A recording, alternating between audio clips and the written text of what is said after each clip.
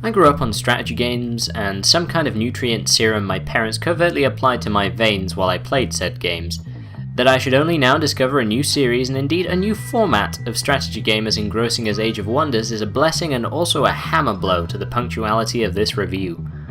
I played the third entry in this series, which was developed and published by Triumph Studios, and before I endorse it too emphatically, I should take a moment to discuss an imperfection in the interest of fairness. My very first impression of the game was poor in fact, due to nothing less than the presence of third-party DRM for the multiplayer mode. Nobody wants a Triumph account, or a Runic account. The registration system for Paradox is so broken I couldn't create an account. Ironically, my frustration was graciously rewarded with a free copy of Magic or Wizard Wars in the case of the latter, which would have been well received if it didn't require a fucking Paradox account. In any case, I feel we should be moving past this particular facet of online gaming by now.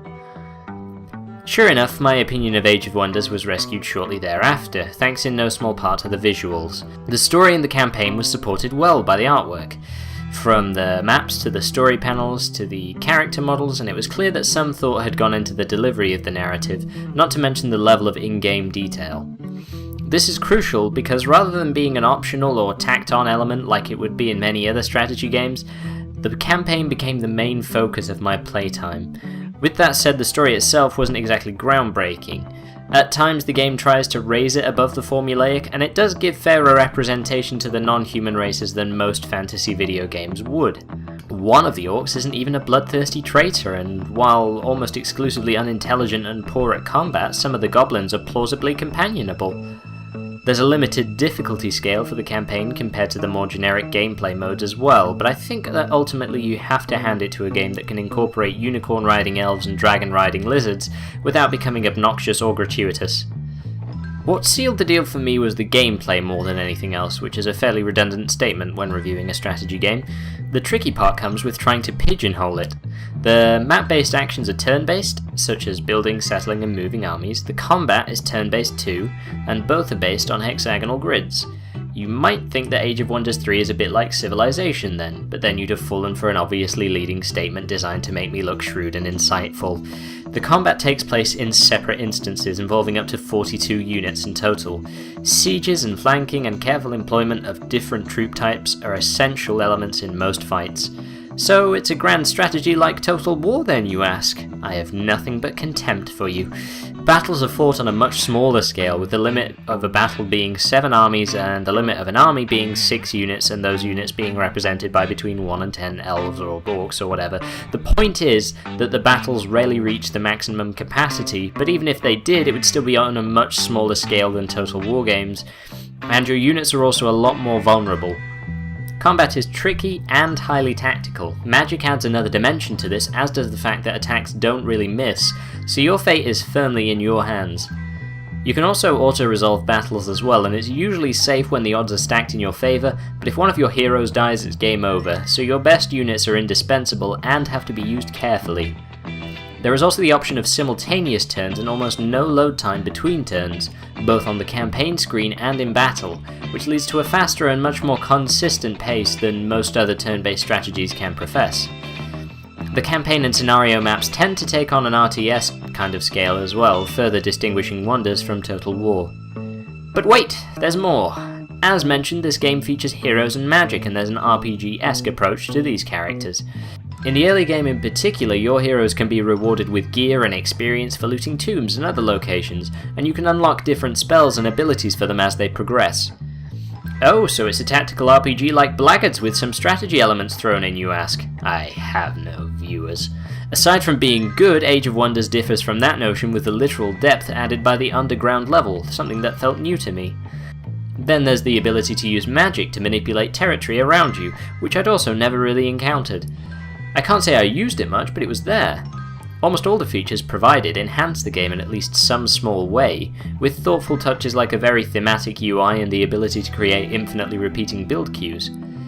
So Triumph seem to have succeeded in what they set out to do, which is to create a distinctive and engaging experience of a turn-based strategy game that isn't too difficult to pick up but offers a number of approaches. Naturally, this game is marred by the odd imperfection, else this review would be half as long and 3/4 as late as it is. The AI is mostly competent, though it is occasionally prone to abandoning the defences of a city during a siege in favour of an open battle. The settler unit is included in combat despite its only ability being to cower uselessly in the corner and extend the length of the battle by 3 turns apiece. The music can get a little repetitive during battles too, but perhaps most irritatingly the camera gains a mind of its own during your opponent's turn in combat, and interfering with this results in a turn-based strategy game with the cinematography of the Bourne Ultimatum.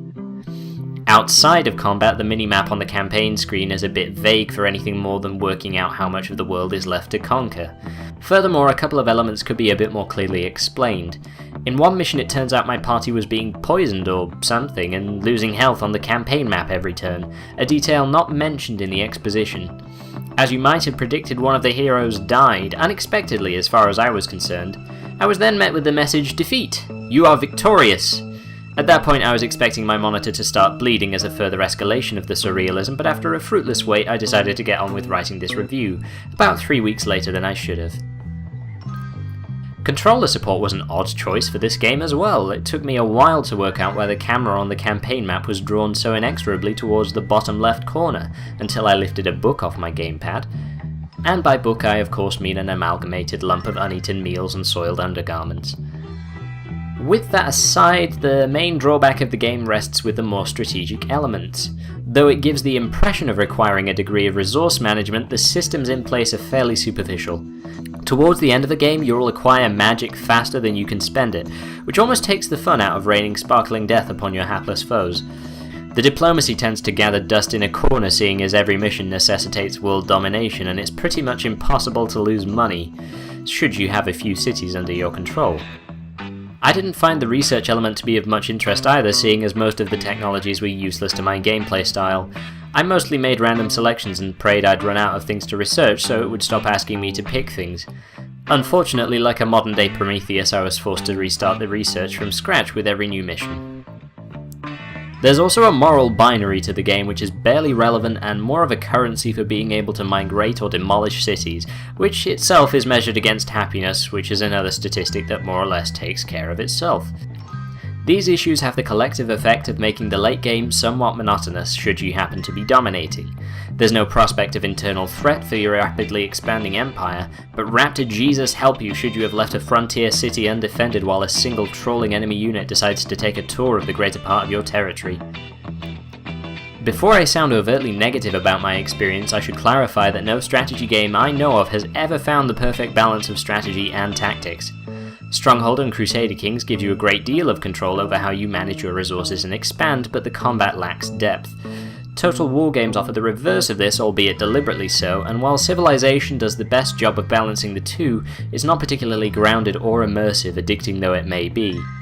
Age of Wonders 3 can be faulted for presenting an economic approach that isn't really available, but in truth this is a war game and one that provides a great deal of ingenuity without the sacrifice of complexity on that front. And even though it came with the uncommon mercy of including an in-game clock, I still ended up playing it until 4 AM on 1 or 2 occasions.